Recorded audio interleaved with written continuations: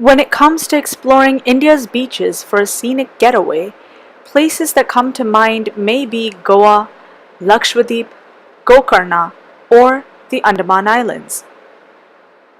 Well, not too far away lies another treasure known as the Gulf of Mannar.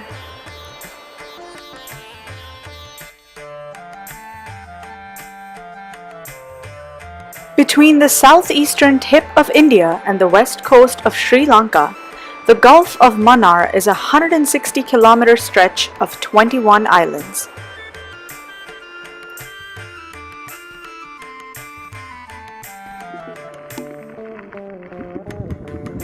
Known as the Gulf of Mannar National Park since 1989, the core area of the Gulf of Mannar Biosphere Reserve covers over 10,000 square kilometers of the richest marine biodiversity that you can find in Asia. The Mannar Islands boast of over 4,000 documented species,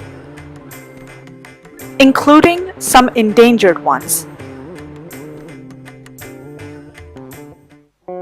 But unfortunately, the islands are now in trouble.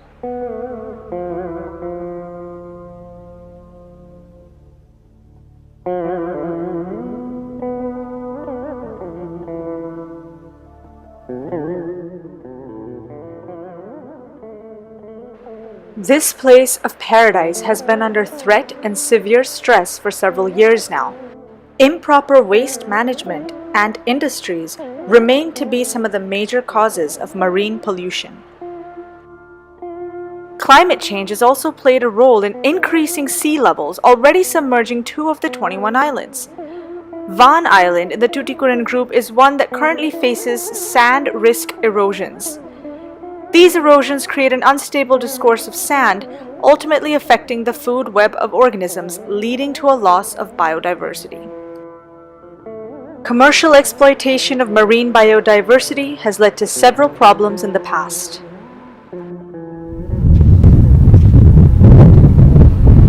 But perhaps not all hope is lost. The Gulf of Mannar National Park, along with the government of Tamil Nadu, drew up several protected areas to restrict the removal of endangered species, seaweed collection, and certain fishing activities.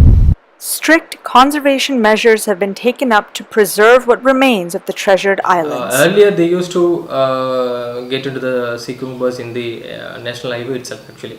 But now everything has stopped actually, and now we have given a very pakka control. Why? We have targeted mainly the kingpins.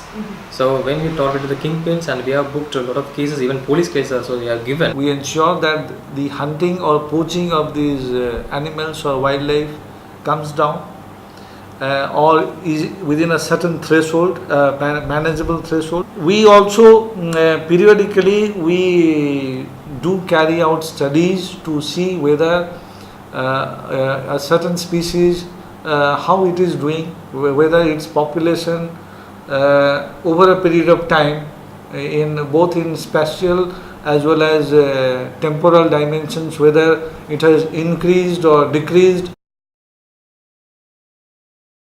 Additionally, research institutes such as the CMFRI is extremely active in creating technologies and conducting research for healthier mariculture and fish breeding programs.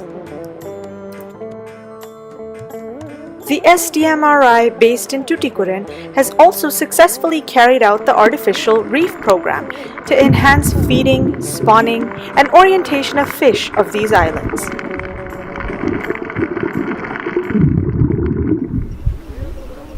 So, it may seem that solutions are surfacing, but there are challenges, as over 70% of the population depend on one thing and one thing only for their livelihood, and that is fishing.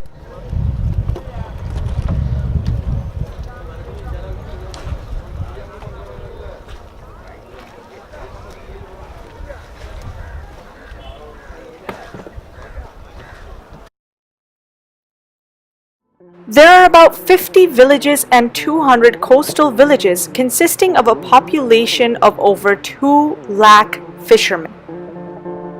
fishing being the primary source of income across all zones in the Gulf of Mannar. Fishing is much more traditional and their livelihood is much more attached to this. Over a period, it was not giving the subsistence which it would have been given years before.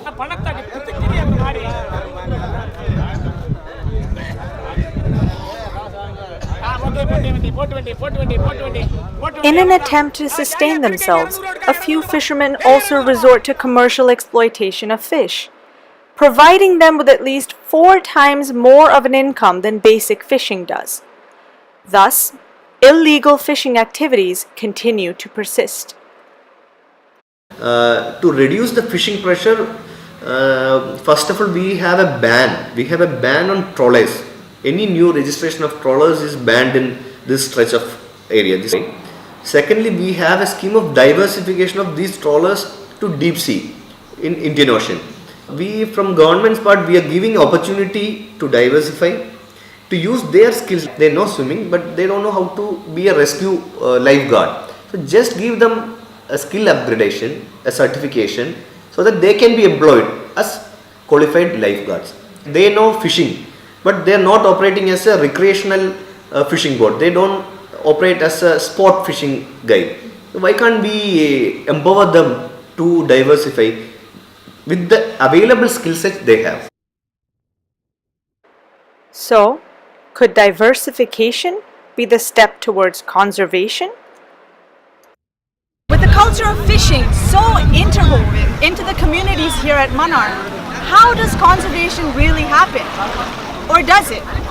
To find out, stay tuned into our next episode as I try to discover the coexistence between livelihoods and conservation here in Mannar and what the current scenario is. Stay tuned until next time.